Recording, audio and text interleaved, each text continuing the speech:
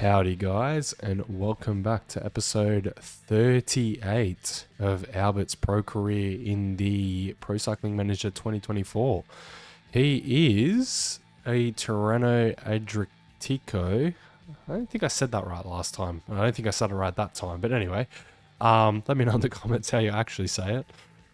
We are a Tirreno champion now for the first time in our career. We ticked it off despite a late fall in stage 6. We secured the win.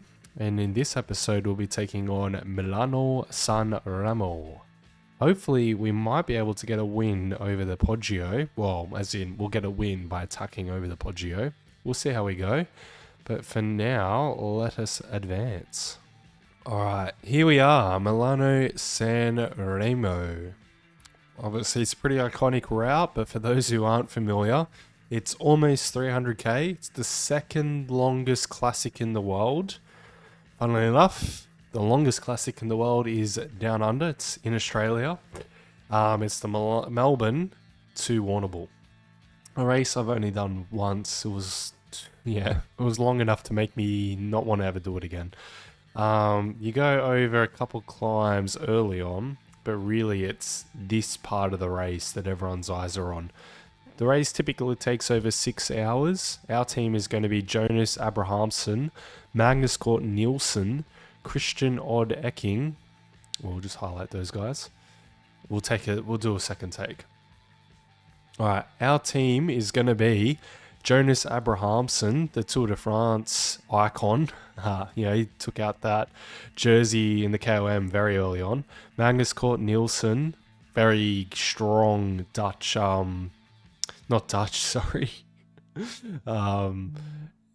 Danish, that's the word we're trying to say. Very strong Danish climber. Christian Odd Ecking, a very strong Norwegian climber, obviously us. Stein Freidheim from Norway, Marcus Holgaard from Norway, and Soren Warnskjold, the big Norwegian sprinter. Let's jump on in and find out who the other favourites are. Alright, Filippo Ganna's a favourite. Go back. Olav Kuij. Warren Schold is also a favourite, our teammate. Won't stay on that screen. Christophe Laporte, Ali, and Nils Pollard are the other secondary favourites. And I saw Groschwagen as well in there. So I suppose in theory, we should kind of be riding for our teammate. But I don't really think that's what we're going to do. We'll see. We'll see how the final goes. We're going to be the puncher. And then Warren Scholl's going to be puncher outsider, apparently. We're on a -1 day, but our fitness is at 90%, so we managed to come back at that.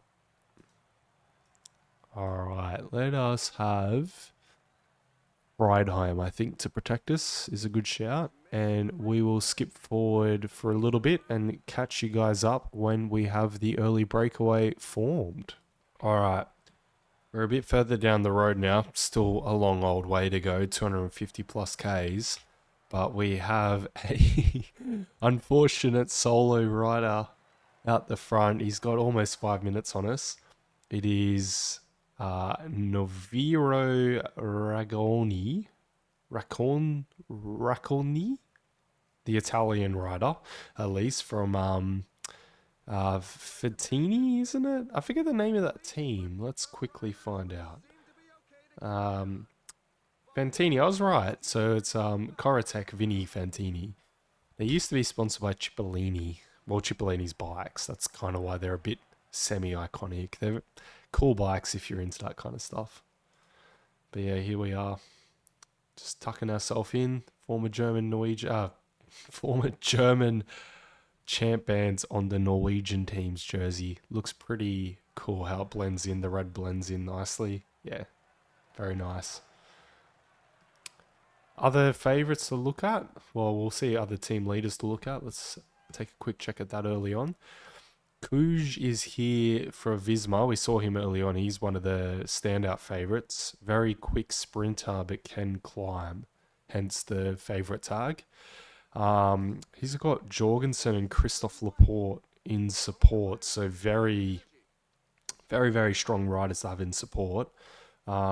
Van Bar, that just whole team of Visma Lab is incredibly strong. Over at Ineos, we got Filippo Ganna as one of the favourites. He does have a quick sprint on him, but his acceleration's a bit slow. But that being said, he can get over climbs. So 76 on the hill, he'll be okay over the Poggio. He's got Tobias Foss, Navaras, G is here. I think it's his 40th birthday, surely. But yeah, G's here. That's cool to see. And then Ben Turner as well. So very strong riders. We got Dali here. Campenance is here as well. And not too much else from Lotto. Van Gils is quite strong in his own regard. He'll be a good support rider for Dali. We're third favourite with Warren Schultz. We brought a rather strong team here. Won't run through them though. Groschwagen for Jayco. Michael Matthews is with him. Brian Cockard, who has joined Jayco as well. He can climb a bit, so good support rider for Groschwagen. If he gets over the Poggio, that is. Niels Pollitt, leader for UAE today. UAE brought Sivakov and Solier to protect him. Groschladner, if I said that right, as well. Biniam Gourmet's here. He can climb. I still retain my earlier thoughts. I think he was done dirty by these stats. He can climb a bit better than that if he needs to, but his sprint and his acceleration as well. We've seen him kick. He has a very strong acceleration on him. Any other big names to touch on? Fernando Gaviria, the sprinter for Movistar, can sort of climb-ish if he needs to.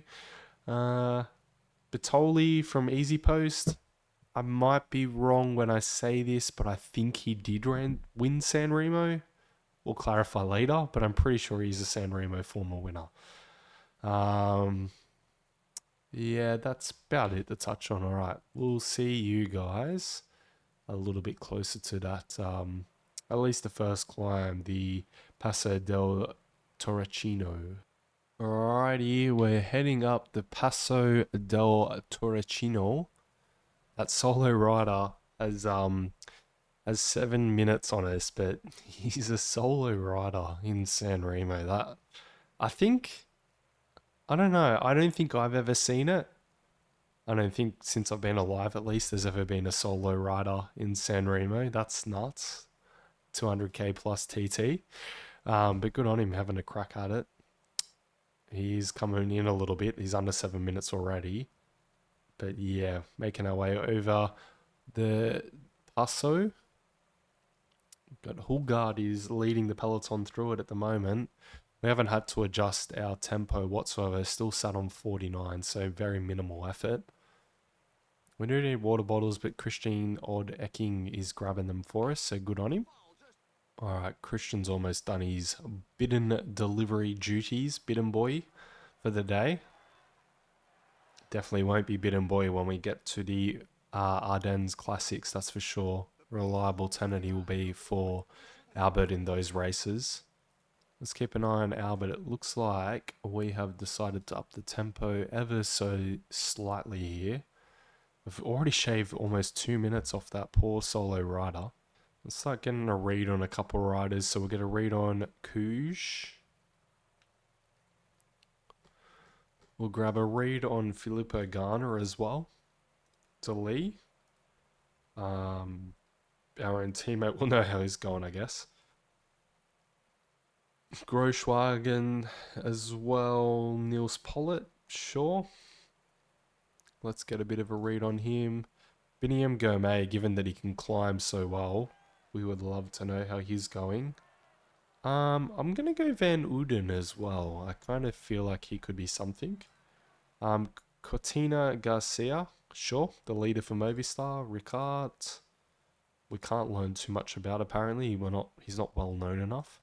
Mazzato for Arkea, apparently is a bit of a Flemish classic specialist. The cobble at 80 there tells us that. So we'll watch out for him later on in the season. But for now, yeah, we'll keep an eye on him as well.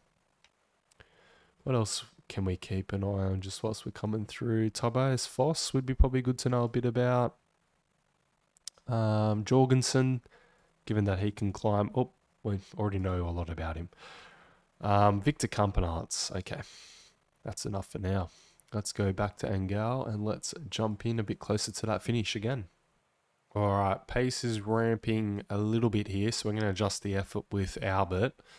I haven't really explained it in any of my episodes, but basically when you're maintaining, the effort down here, this bar, will essentially adjust how much you're willing to put out. It's a bit of a sus comment, but you know what I mean, put out effort. So this is basically saying I'm willing to maintain my position at around 60% of my effort. That's what that is. So we can update it all the way through because you can overextend yourself. Like we could be putting it on 99 and your HR will increase. And as your HR increases, your yellow and possibly red, depending how hard you're going, anything above 85 will essentially decrease your red. You're allowing yourself to go that hard. But yeah, you're basically overextending. So we know that 60 is about right, 59 right now. It's on the tipping point, maybe 61 even. We're going up a bit of an incline, so it's going to be a little bit harder than it kind of will be on the flats, obviously.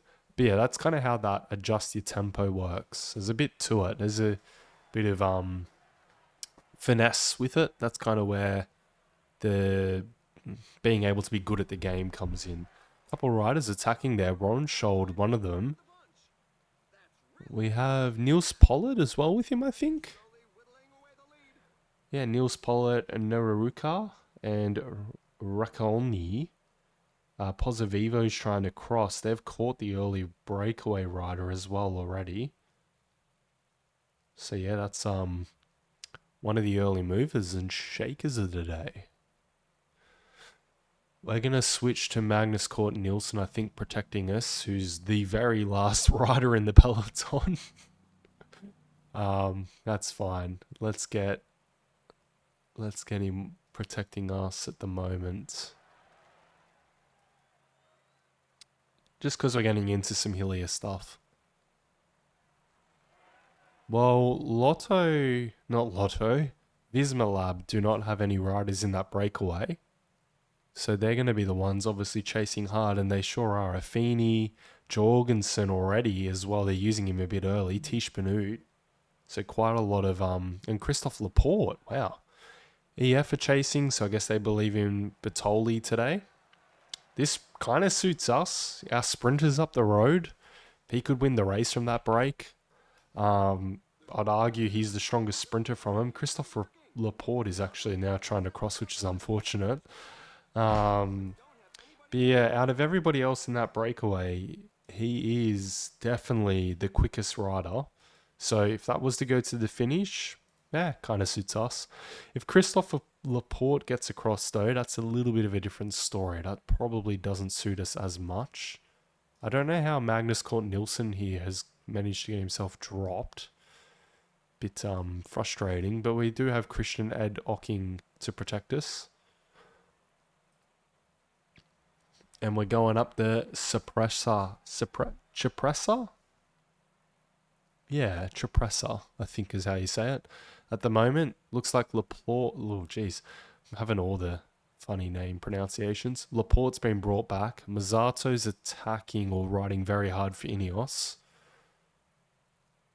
It looks like Warren Schold is hurting big time to hold that front group. And the pace back here is very hot. You got Bertoli now surging at the front as well. Quick step, a very, don't get caught on that wheel. Move through. Yeah, okay, this is a pretty interesting final in San Remo so far. 20k to go at the top of the Cipressa. We've got the Poggio next, which is really the main platform for attacks. We're going to maintain, there's a pack of 30 now. It's split back there. Looks like a couple riders getting a bit cooked. Yeah, it's just splitting through itself, really, the peloton. Couple riders just giving up the wheel. Alright, so we're looking like the Poggio is going to be the place, I think. Bertoli's really motivated on the front, isn't he? I guess they're not riding for Bertoli then. That's what that tells me. Maybe they're riding for Ben Healy? Maybe he's on a better day. Let's have a look at him. No, I would say he isn't. But that early breakaway, well, not early breakaway, but that breakaway with Ronshold, its backpack is all back. The split probably will come back as well, but obviously that's going to hurt them. Yeah, it has come back, but that's going to hurt. All right. We're lining up for the Poggio now. Oh, hey, Lord Wes. Sorry, man. I'm just into what's going on. Oh, yeah, look at that. We got a Feeney. No, it's Volta. Volta's coming through. We've still got Christian Odd Ecking protecting us nicely. I might try to get Abrahamson to grab our wheel, and Holgard can try to grab his. We're going to grab... Actually, no. This is even better. Ronshold can grab our wheel, because best case, he drops it, we get away. Worst case, he sits on us and sprints and wins. That's kind of our game plan here. And we're going to take Christian Odd Ecking. Something else I haven't explained. The game's just kind of done its funny thing where it doesn't like you organizing a train. Something else I haven't explained though is I can pause the game. So every time it seems like the game's stuttering, it isn't. Like it's me just pausing the game. So I could organize some stuff and basically get things on track. All right, so that's going to be what we do. Christian Odd Ecking into this climb. I need you to full gas now. Slip through that little gap there. Perfect. Get over there, Visma Lisa Lab riders. Hopefully they don't swing out into us. Volta, stay where you are, please. Perfect. Oh, we're going to cut through them anyway. And then Engel can take his gel. We'll just watch this. I think it's time to attack with Engel. It's time to go.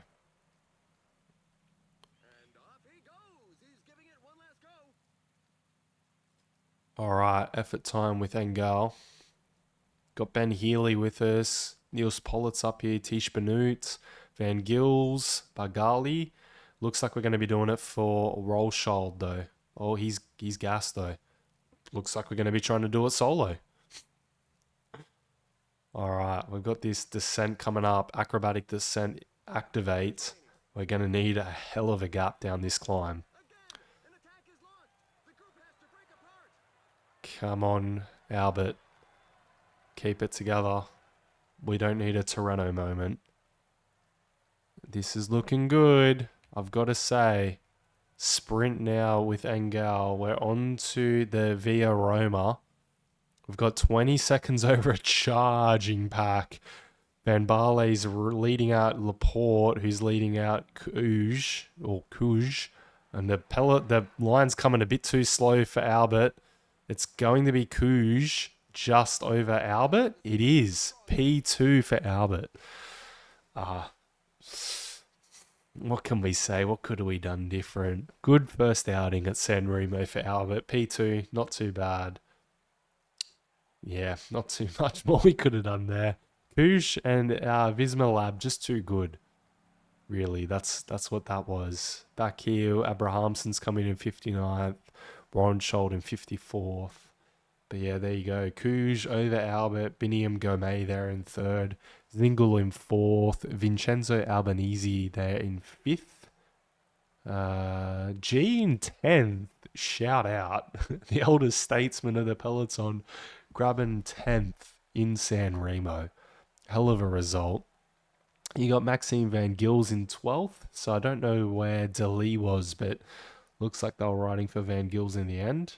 And then Laporte down there as well. Yeah, just like I said, absolute terrific ride. Oh, that's an interesting camera angle. But yeah, absolutely terrific ride by the Visma Lab riders. We almost did it, almost surprised them. But yeah, they just kept it together, kept their cool. Look at how many riders they had leading out. Yeah, 1, 2, 3, 4, 5 there in the end for them. 4 riders to lead out Kuj. Jorgensen as well would have been, I'm sure, involved. Nearly, very nearly, but there he is. Kuj taking the top step on the podium. Ineos, for whatever it's worth, taking out the team class.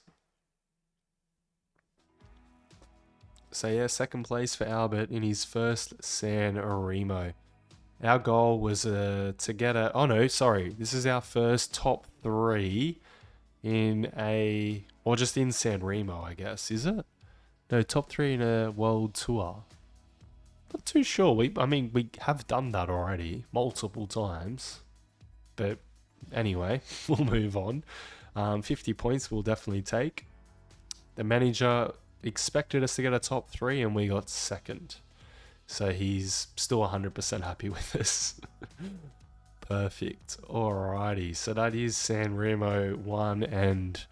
Well, run, not 1, but run and 1 by Kuj. Good on him. Uno X moves up to 5th in the World Tour rankings. We're now in 3rd, so not too far off Pogacar and Jorgensen. We do have the Volta Ciclista Catalunya in next episode, which I'm pretty excited for. It's a very hard tour that will definitely suit Albert. And then the Basque Country will be the episode after that. It's also a very hard tour that's going to suit Albert. And then we're into the Ardennes Classics not long after that. So mid-season break here just to make sure the tiredness doesn't build too much before the Giro. Then we build our form in the Basque Country and then take on the Ardennes Classics. The Amstel first off, Flèche next, the Midweek Classic, and then Liège-Bastogne-Liège, the Monument. Huge race, that one. Just a quick reminder in this episode that I think Liège is his first objective. No, Flèche is his first objective, and then yeah, Liège is his next one. In next episode, they're obviously taking on the Catalunya, which is one of his main objectives for the season. So pretty exciting. But for now, that's been it, guys. Peace out.